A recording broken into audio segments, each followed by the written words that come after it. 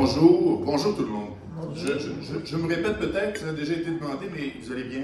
Oui. Vous savez que, comme le dira probablement tout à l'heure mon ami et collègue Stéphanie Lacoste, la météo, c'est de juridiction fédérale.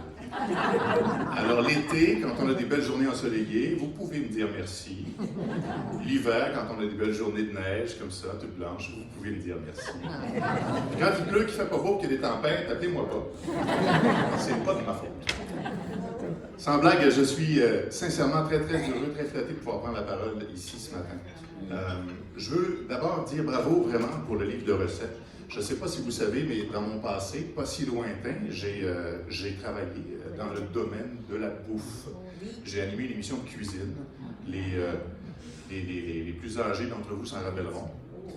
J'ai travaillé pour Kraft aussi. Alors, développer des recettes, développer des outils de recettes pour les sites web, pour les revues, les magazines. J'ai fait ça pendant quelques années et je sais ce que ça représente comme travail. Je sais que c'est un défi très impressionnant et on ne soupçonne pas tout le travail qu'il y a derrière un ouvrage, un livre de recettes. Alors je veux sincèrement féliciter le comité qui s'est chargé d'élaborer ce livre de recettes-là. Et d'ailleurs, j'ai l'intention d'en offrir à mon équipe. Alors je vais en faire l'achat et la promotion avec grand plaisir. Je veux saluer la table d'honneur. Honnêtement, avoir su que la présidente nationale serait ici aujourd'hui, j'aurais probablement mis ma cravate, mais bon, je pense que ça se fait quand même en toute simplicité. Mais je vous salue, Mme Courteau. Je salue aussi Stéphanie Lacoste, la mairesse, et son attaché politique, Thomas, dont on a dit tantôt que c'était l'anniversaire. Alors, réalisez bien aujourd'hui que la FEA célèbre ses 45 ans, la mairesse est préfète, et son attaché politique n'était pas né à la fondation de la FEA. Alors, c'est quand même digne d'être souligné. Sébastien, toujours un plaisir, et distingués invités. Quand j'ai annoncé à mes parents ce matin, en m'en venant ici, que j'allais prendre la parole à la FEAS, ma mère m'a dit « Oh mon Dieu, t'es-tu habillé comme faut? C'est du monde qui vont regarder comment tu te présentes. » Je me suis mis un veston ce matin, alors propre et prêt. Ça, c'est la consigne de maman. 83 ans bientôt, et puis encore là, me donner des consignes, moi qui en ai 54.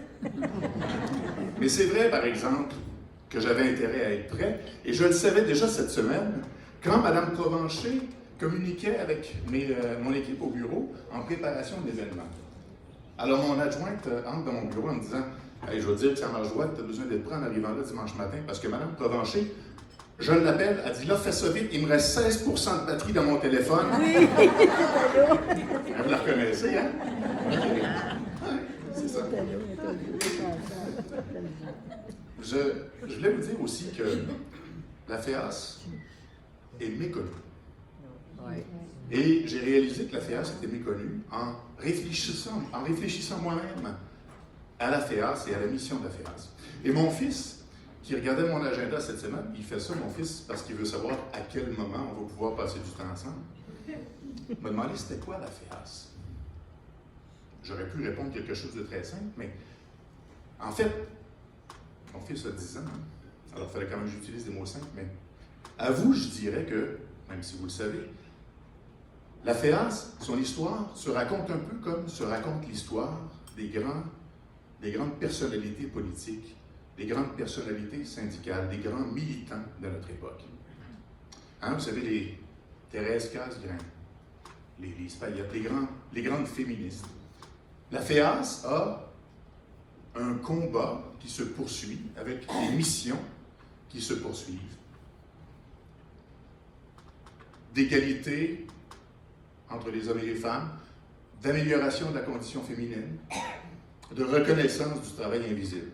Quand je suis arrivé comme député en 2019, l'une des premières choses dont on a parlé en caucus, c'était ma collègue Andréane Larouche, la députée de Sheffield, qui avait abordé le sujet, c'était sur le travail invisible.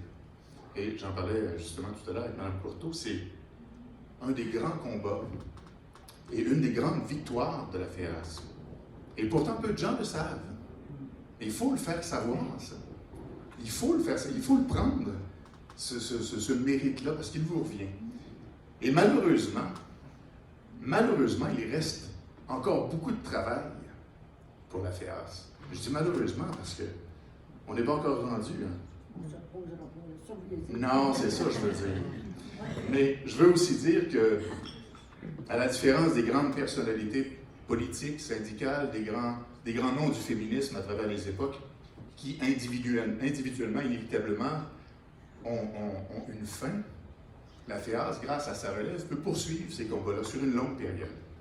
Alors je souhaite que la FEAS, en faisant reconnaître ces petites et grandes victoires, attire une relève aussi dynamique que les gens qui sont en place présentement et puisse poursuivre longtemps, mais le moins longtemps possible, les combats vers l'égalité entre les hommes et les femmes, reconnaissance du travail invisible, le traitement qu'on réserve à nos proches aidants, et que vous sachiez aussi que nous, les politiciens, on sera là pour vous accompagner, pour vous aider avec tous les moyens qu'on a à notre disposition. Bon 45e, bonne année 2023, bonne journée à tous.